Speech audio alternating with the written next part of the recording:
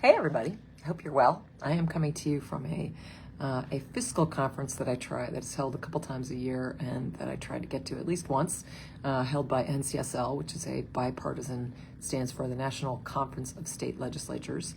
And it's comprised, this particular invitational conference is for chairs, basically chairs and their staff of appropriations and finance committees across the country.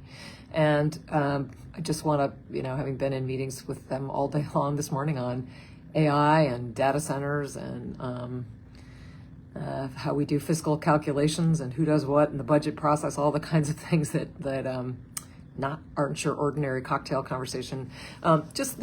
Again, reminding how important it is to have the habit of being able to talk to, in a really constructive way, with people who have different political priorities than you. And this is a bipartisan conference, so there are lots of committee chairs from very deeply conservative states here.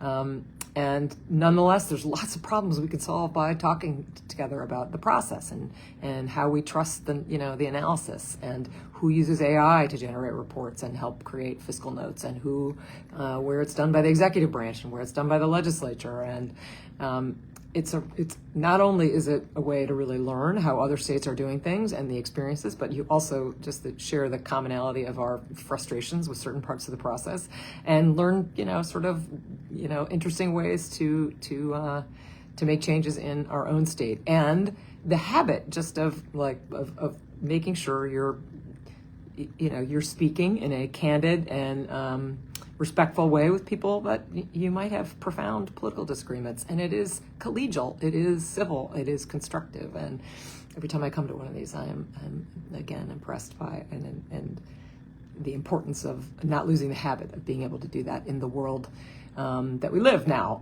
which leads me to sort of a negative example of that. Recently, I have been focusing on, because I am a former Justice Department employee, the fact that the federal government is starting to lose what's called the presumption of regularity in its court appearances.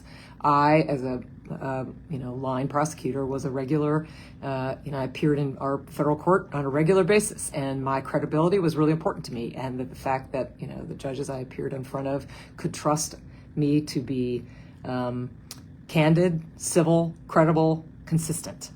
That has been phrased many ways in terms of the competence, credibility, civility, and consistency and candor. Those C's have been tossed around a lot by many of us, and we're losing that because a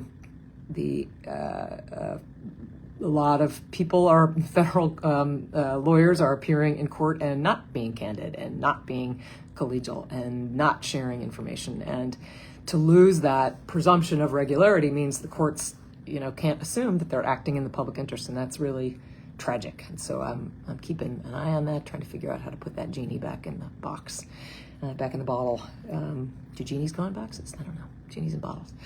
So that's a little disturbing. Lots going on in the district. Looking forward to being back there in a couple days. Of course, loads of graduations coming up. I'm going to try to attend some of the events if I can, but I know the graduates are focused on lots of things and lots to be proud of. There are music concerts, the Great Country Mutt Show, lots of those things coming up this weekend. So I'm looking forward to being back and attending those, and hope you have a great weekend. Thanks.